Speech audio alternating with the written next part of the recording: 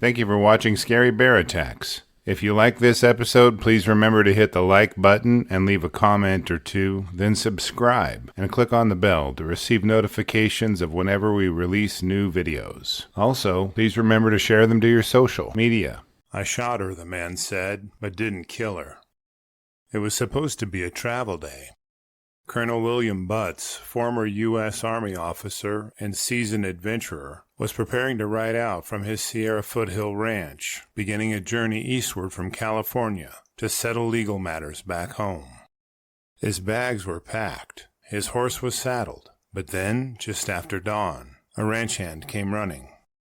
She was the Grizzly that had been raiding livestock for weeks, a cunning, powerful old sow, known to leave half-eaten calves in her wake and disappear into the canyons. Butts should have left. He had business to attend to, but he couldn't resist. He strapped on his long knife, slung his Winchester Model 1890 or 90 gun, mounted his favorite horse, and rode out toward the ravine where the wounded bear had last been seen. Welcome back to Scary Bear Attacks. In the early days of California statehood, the Sierra Nevada foothills were wild, largely untamed, and crawling with some of the largest and most aggressive grizzly bears on the continent. The terrain stretched across rugged canyons, rocky outcrops, and oak-dotted grasslands that rolled down toward the Central Valley. It was here, in what is now believed to be the foothills of Mariposa, Tuolumne, or Merced County, that Colonel William Butts had established his ranch. The area was rich in wildlife. Black-tailed deer, tule elk, and jackrabbits roamed the grasslands. Predators included mountain lions and coyotes, but none stirred as much dread or admiration as the California grizzly bear. Towering above their inland cousins, these bears sometimes exceeded 1,200 pounds and were infamous for their short tempers. The land was dotted with gray pines, blue oaks, and interior live oaks, with thickets of poison oak, wild grape, and California blackberry forming ideal bear cover along creek beds. According to grizzly historian Tracy I, the region held some of the highest concentrations of grizzlies anywhere in North America during the mid-19th century. As ranches sprang up along the gold rush routes, bear encounters became frequent and often fatal. Colonel William "Bill" Butts was a veteran of the U.S. Army, with combat experience in Mexico and the Great Plains. He was described as a quiet, medium-built man with a strong sense of adventure and a reputation for courting danger. After leaving military life, Butts settled in California, where he became a lawyer, a rancher, and by reputation one of the state's most determined grizzly hunters. As a grizzly hunter, Butts packed a 90 gun, formerly known as a Winchester Model 1890. It was a lever-action rifle that held black powder-loaded cartridges in a tube, allowing hunters to fire rapidly and repeatedly. It was known for its accuracy and reliability and featured an octagonal barrel.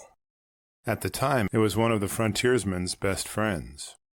The land here was as wild and unforgiving as any battlefield. Chaparral clung to the hillsides. Poison oak curled around boulders. The ravine cut deep, a gash of rock and brush and shadow.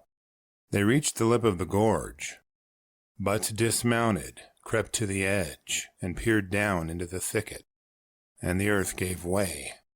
In an instant the colonel tumbled forward, rolling and crashing down the ravine wall. He landed hard at the bottom, stunned and gasping, at the very edge of the grizzly's hiding place. The bear was already moving.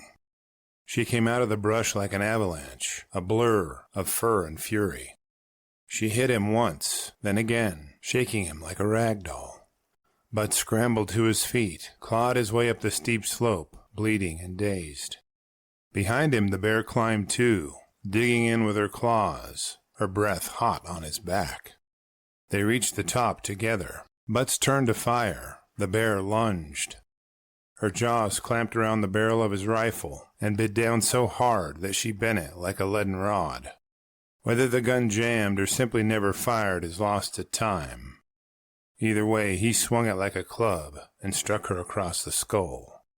She retaliated by dragging him back, sinking her teeth into his leg, and toppling them both over the edge again. They tumbled down together, a flurry of claws, fists, and earth. At the bottom, the fight began again. She mauled him savagely, tore his scalp, and chewed at his face. He slashed with his knife, blinding her in one eye. She backed away, then turned and came again. Over and over, the earth was soaked with blood. After half an hour of man-on-bear battle, it finally ended. The knife wounds inflicted by Butts took their toll on the sow, and she began to tire. Then she fell. He'd stabbed her enough times and deep enough to end it. She collapsed beside him, dead at last. Butts wasn't far behind, but somehow survived. He lost part of his scalp and an ear. One side of his face was left permanently paralyzed, and he walked with a limp for the rest of his life. The attack was so severe that it delayed his trip east, but it cemented his reputation in frontier lore. The bear, a large female grizzly, was killed in the fight. She acted defensively after being wounded and having Butts tumble toward her hiding spot. No animal carcasses were reported nearby, and the presence of cubs was not observed. Speaking of cubs, our Cub Tier membership on Patreon, linked below, will give you ad-free early access to photos, notes, and episodes. And the $3 per month goes a long way in helping me continue to produce educational and entertaining content like this. Colonel Butts' battle with the grizzly became the stuff of California legend. The Central Valley was thick with ravines, livestock ranches, and California's most aggressive grizzlies, which were common in conflicts during the 1850s. Grizzlies were numerous, territorial, and fearless, especially when wounded. The California subspecies was known for its massive size and pugnacious behavior. Butts had tracked a bear that had already been shot and likely retreated to die or to fight. What followed was one of the bloodiest one-on-one battles between man and bear ever recorded. In the 1800s, California hosted an estimated grizzly bear population of 10,000 bears or more. They ranged in size from 600 to 1,200 pounds. The last grizzly was killed in Tulare County in 1922. Today, the California grizzly is extinct in the state, but may still exist in the mountains of Mexico, according to unverified sightings. After reviewing the facts surrounding this episode, I'm left with a few questions for you. What made Colonel Butts willing to pursue a wounded grizzly into such dangerous terrain, and was that bravery or recklessness? With such a reliable weapon, why didn't Butts lay up and wait for the grizzly? And did Colonel Butts ever truly recover, or did he live every day after, with that bear still beside him in memory? I will gladly read and reply to your thoughts, so post them in the comments section below, and let's talk about it. Thank you for watching Scary Bear Attacks. If you've enjoyed this episode, please consider clicking on the like button and clicking on the bell icon. We'll help you know when we post our new episodes. Posting our video links to your social media profiles furthers awareness, and it's fun. We slashed our prices in our merch store, linked below, so check out the bargains there while you shop. As a member of our human community, remember to adventure bravely and be careful out there, especially in bear country.